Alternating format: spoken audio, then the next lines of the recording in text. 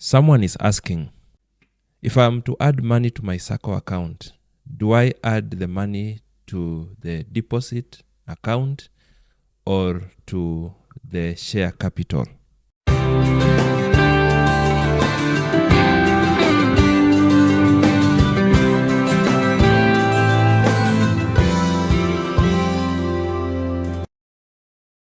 Welcome to A Word from the Coach. As usual, if this is your first time, please take a moment and subscribe to this YouTube channel. There is a lot that is happening here. We are answering questions on the go. Feel free to drop us a comment.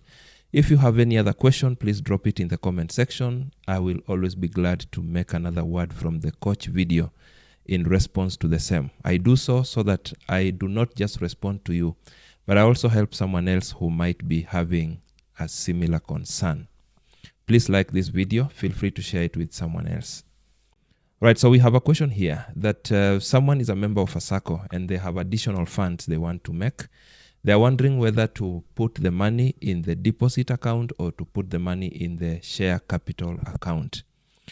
Just in case you are not familiar with how SACCOs work, allow me to just break it briefly for you.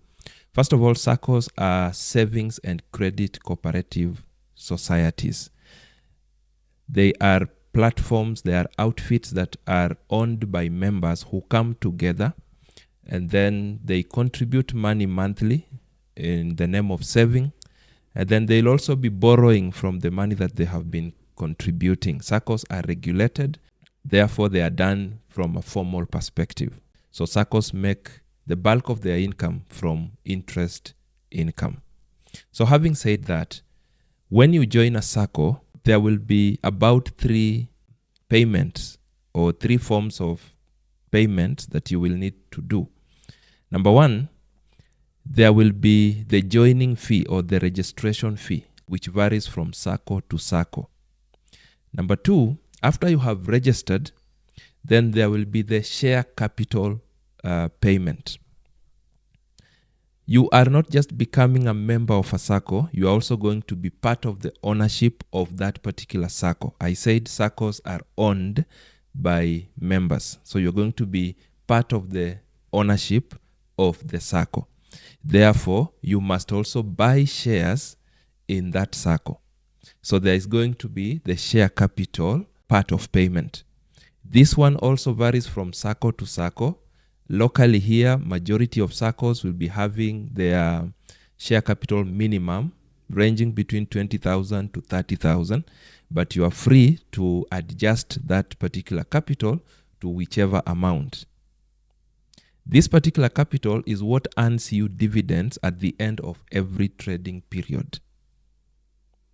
I know SACCO returns generally usually come called dividends. We call them dividends globally. But what we receive as dividends are not entirely dividends. They are a combination of 2 things.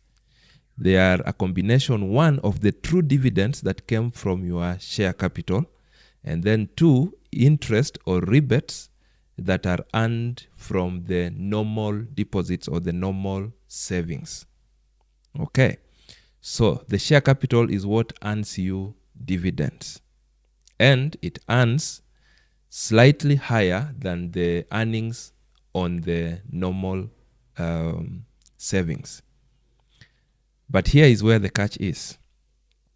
You cannot be able to withdraw your share capital. You can only transfer it to another person. If you are to move out of a SACCO, for example, you can be able to withdraw your normal savings, assuming you had not guaranteed someone who still has a loan. But the share capital cannot be withdrawn. You can only transfer it. You can only sell those shares to another person. So it's crucial that you mark that. Another thing you must mark about the share capital is that they do not count as part of what determines how much loan you can borrow. Many SACCOs will be having different loan products, and they will be telling you that you can qualify, say, for example, 3 times your deposit or your savings balance. So if you have saved 100,000, a SACCO will tell you that you can qualify for a loan of 300,000 if that SACCO multiplies your savings by a factor of 3.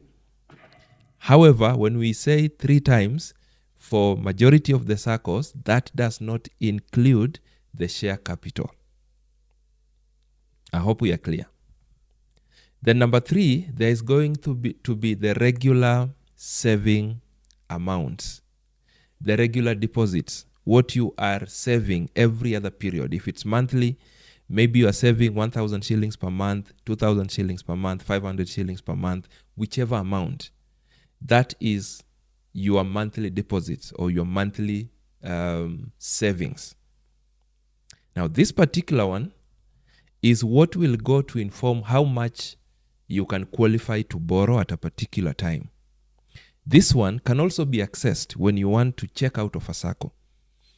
You are tired with the SACCO, or you have achieved whatever took you to the SACCO and you want to opt out. This one you can access on condition that you have not guaranteed another person who still has a loan.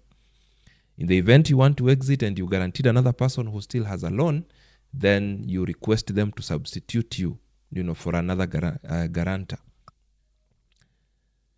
Now, having said that, I think then we can go into answering this friend of ours. So if you have some additional money, should you put the money in the share capital, or should you put the money in the normal savings account? I will answer this question in 2 parts because we don't have a straight answer. Put the money in the share capital if, 1, you want the money to earn the best return. 2, put the money in the share capital if you do not have plans of accessing that money in the foreseeable future. 3, put that money in the share capital if you do not intend that money be used as part of counting how much or determining how much loan you can qualify. Now, put that money in the normal deposit or the normal savings account if, 1, you would want to access that money in the event you want to check out of a SACCO or at any other time that you just choose to withdraw some money. Put that money in the normal savings if you want that money to count or to be part of what determines how much loan you can be able to afford or to be able to access. So with that, I hope then it's a bit easier or clearer to anyone who wanted to know where they need to place their money.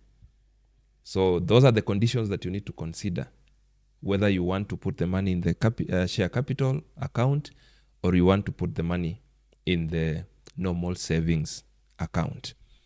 Good people, I hope this video helps you in making those choices. Thank you so much for that particular question. Once again, if this is your first time here, please subscribe to this YouTube channel.